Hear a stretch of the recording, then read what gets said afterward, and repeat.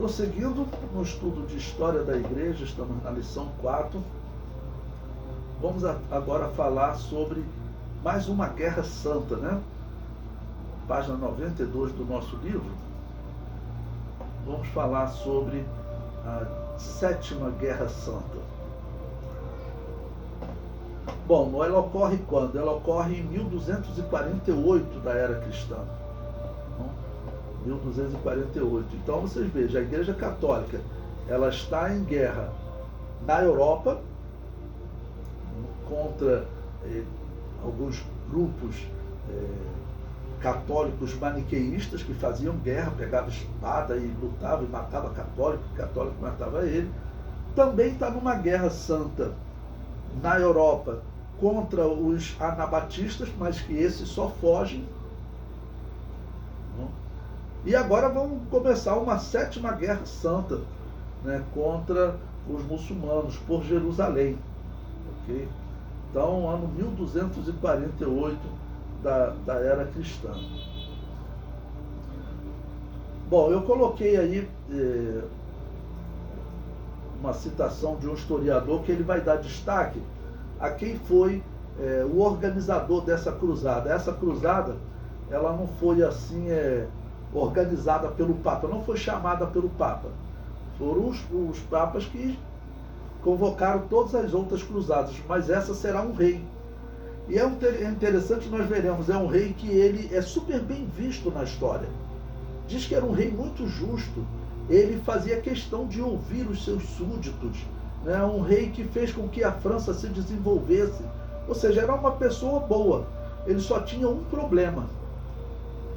Ele acreditava quando o Papa dizia, né, que ele poderia organizar uma guerra justa, uma guerra santa, ou seja, fazer uma guerra religiosa.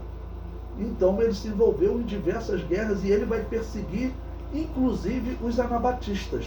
Os anabatistas que vivem na França, ele vai aumentar a fiscalização, descobrir, expulsar, vai perseguir os judeus também.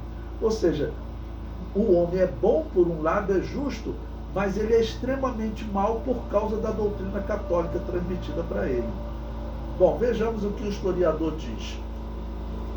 Sob a liderança do rei francês Luís IX, que foi rei de 1226 a 1270, partiu a Sétima Cruzada, que vai acontecer de 1248 a 1254, com a intenção de conquistar o Egito e assumir a posse de Jerusalém, ambos governados pela dinastia muçulmana ajubida.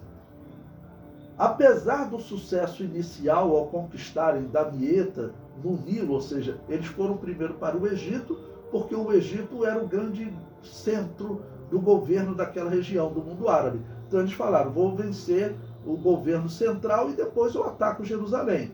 Tá bom? Então eles primeiro foram lá em Damieta, no Nilo, que é no Egito. O exército cruzado foi, em 1250, derrotado em Mansourá, em uma repetição dos eventos da Quinta Cruzada. Lois foi feito prisioneiro e libertado após pagamento de resgate, né? Porém, permaneceu determinado a cumprir seus votos, lançando a Oitava Cruzada em 1270. Ou seja, o rei francês, por que ele organizou essa cruzada? Ele queria mostrar que ele era um líder espiritual também. O Papa convocava a cruzada. Então, o Papa é o líder espiritual, mas eu também sou um líder espiritual. Então, por isso, ele convocou a cruzada, foi para a cruzada, só que chegou lá, foi capturado. Olha que vergonha, né? Todo o exército francês foi capturado e o rei também. E o que se faz numa situação dessa? Os muçulmanos estão lá, no entender deles, eles chamam as cruzadas de invasões, né? Os muçulmanos chegaram a oferecer em outras cruzadas, entregar Jerusalém para os romanos. Só vamos parar com essa guerra. Mas lembre-se, Roma não quis. Ela queria conquistar também o Egito. Tudo porque ela acredita que eles estão vivendo o reino de Deus de Apocalipse capítulo 20, ou seja, o milênio já chegou. Era isso que os católicos acreditavam. Então, o que esses muçulmanos fizeram? Eles cobraram, irmãos, segundo a história, um valor absurdo, não dá nem para você calcular em peso de prata, ouro, tá ok? E diz a história que a França não tinha condições de pagar o valor que eles tinham, porque muitos impérios também estavam endividados, porque para organizar uma guerra dessa, ele teve que fazer o quê? Ele teve que, por exemplo, tomar dinheiro dos judeus.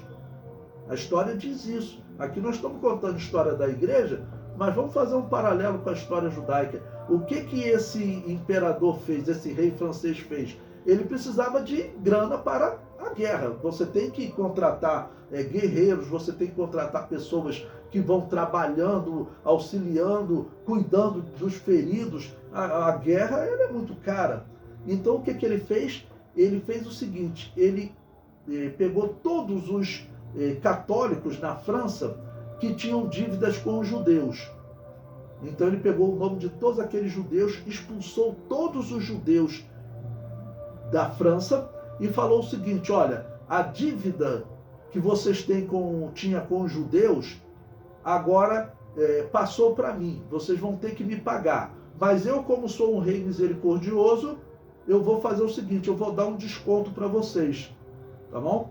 1/3 da dívida que vocês tinham com os judeus, vocês vão esquecer, vocês vão me pagar só 2/3. Ou seja, estou sendo misericordioso e bondoso, estou dando um desconto de 1/3 para vocês.